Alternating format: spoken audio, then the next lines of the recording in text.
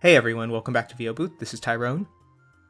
So before we moved on in this tower, I just kind of wanted to point out some of the stats you'll see in this game.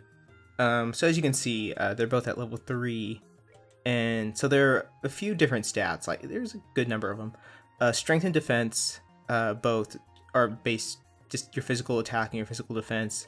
ATS and ADF, I forget what they stand for, but it's basically magical attack and then magical defense. Speed affects how often your character can go, how many turns they'll get in the battle. Dexterity is their accuracy, basically. Agility is... What is... Oh, you know what?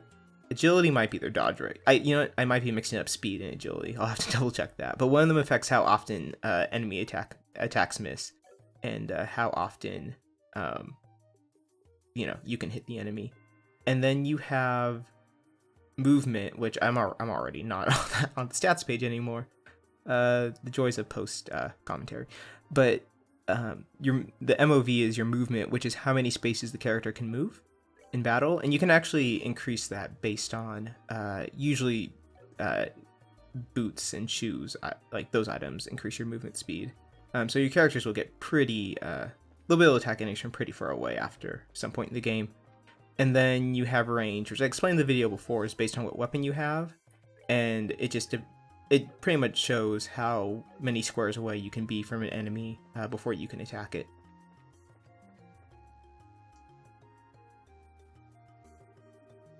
So yeah, here there are a bunch of tower. Oh, I wanted to explain this. So in certain points in missions, you'll get at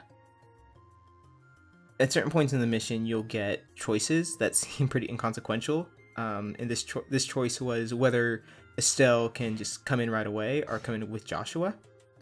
And I don't think it affects anything in the game in terms of this battle. I could be wrong. I'm trying to remember, because the very first time I played this game, I pretty much I blitzed in. But later I found out, and which is why I chose to go in with Joshua, is that you actually get extra points at the end of this mission. If you do, I guess, the right choice, but yeah, and so you basically get extra bracer points, which is, I mean, I'm trying to figure, I hear that it's important to get all of them, but I think there's some spoilers that go along with saying why it's important, and I mean, spoilers in this, like, spoilers I don't even know, kind of. So I'll just stop talking about it. But if you're looking to get all the BP points in this game, that you do kind of have to know what when you're given like different choices, you do have to kind of know which one's the right choice. Yeah, so in this battle, I had no desire to, at this point in my playthrough, I had no desire to lengthen this mission up, and so I just used the S breaks, just because I knew there wasn't any other battle after this, and so I just used S breaks to finish these guys off really quickly. And as you can see, it gave me a bunch of turns in a row. So there you go. That's how S ranks are useful. And Estelle learns a new attack called Taunt. Taunt basically makes it so enemies will focus on her. I don't remember ever using it that much when I first played through. I think I just didn't.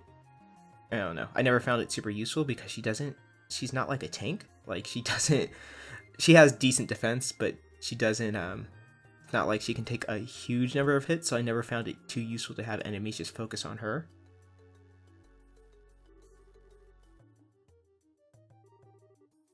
Oh, also, as you saw in that battle, there are some times where you'll have NPCs just wandering around, and if they die, you lose the battle.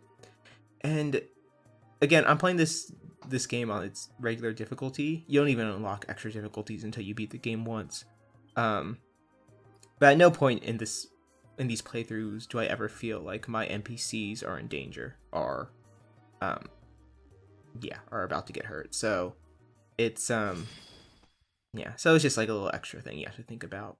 And the NPCs do have their own turns, so some of them actually are a little bit useful. But in this battle, they weren't useful. They just kind of ran around and just, just sometimes they're extra targets, so sometimes they are helpful in terms of diverting enemy attacks away from you. So as long as you can keep them healthy, and sometimes they'll take pressure off your main battlers.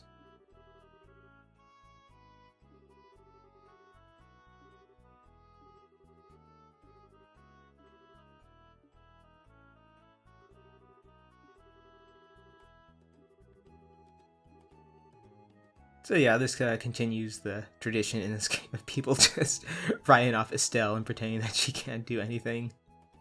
When really she did pretty well up until that very last moment of the game, or of the battle. I also find it really funny when characters in this game yell and get angry, but when you look at their actual avatar on screen, they just have a blank expression.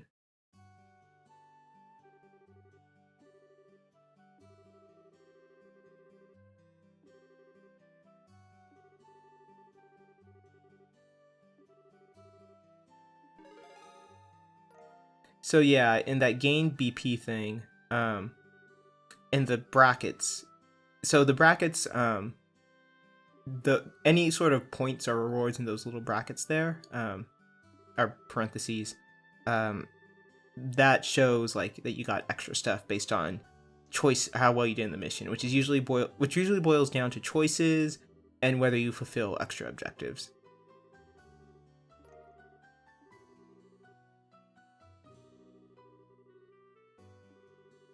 So yeah, this is the start of the plot I was promising you 4 episodes in, and we're finally getting to the what's really going to happen in this game and what the drama and whatever is going to be.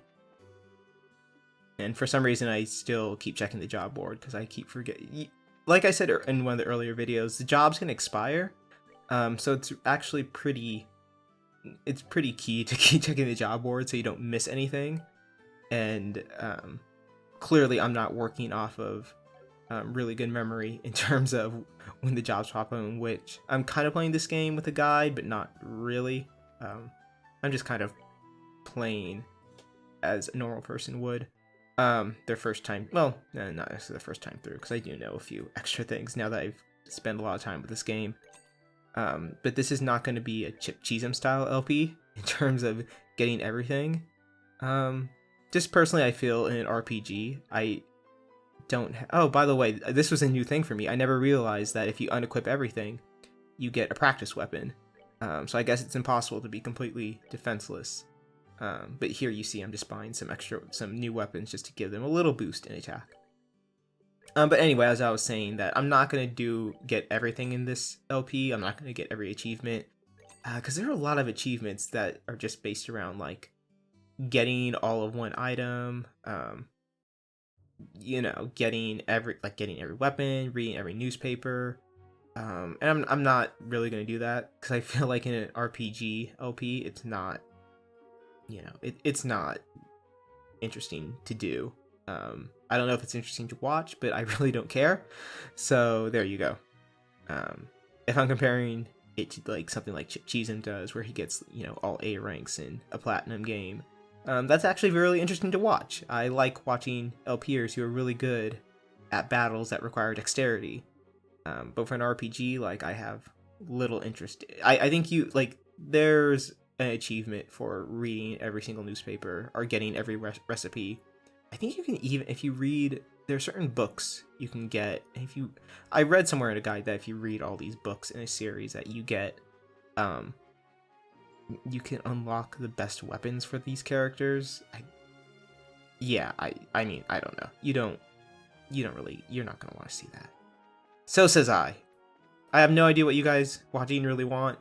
I know there aren't many of you watching, but, you know, I'm just gonna decide for you guys right now what you want to see and what you don't want to see. Oh, also, really nice feature is that if you hold down, I forget what button it is. I think the start button. If you hold down the start button while you're out in the field, and even when you're in cities, you get little signs that pop up that say, like, where the next, like, sort of shows you, like, what direction the next location is.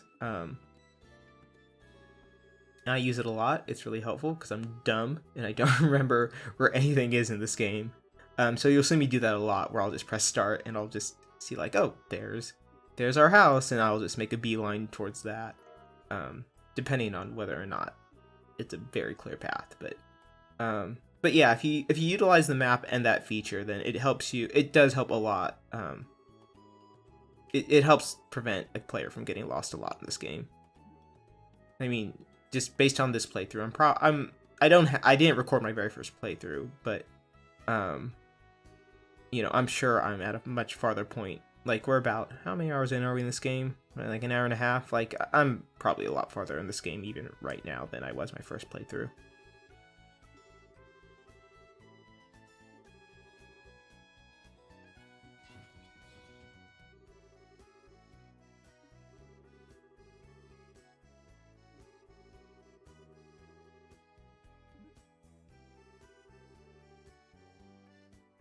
I feel like in stories, and it, like, just any story, whether it's a movie or a video game, characters are either really, really good cooks or really bad cooks.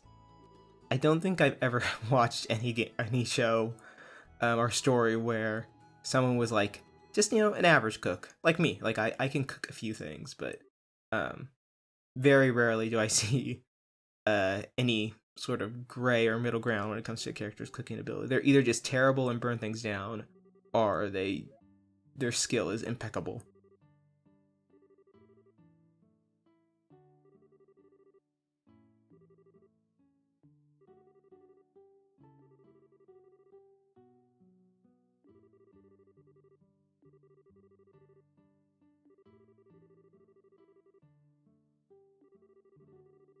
You know, every time I start up one of these episodes, I'm always worried about if if I'm honestly gonna have enough to talk about each episode, because I'm looking at this dialogue and I swear it's, you know, it's good and it's definitely good your first time around, but it's like what am I gonna do? Am I gonna just talk about how they're eating dinner?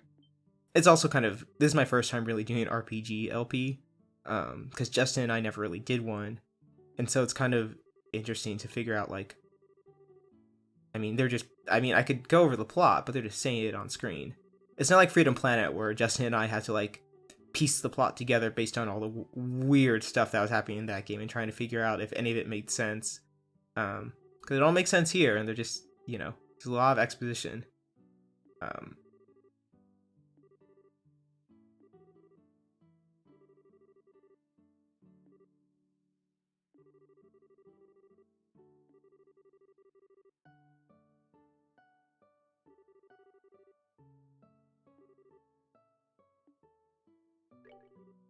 There was someone in the comments who pointed out when I mentioned this was a 45-minute game. It did mention that if you skip all the non-essential dialogue and just, you know, just hold X through it and, you know, just speed through it, then yeah, it's a much shorter game, which kind of goes without saying.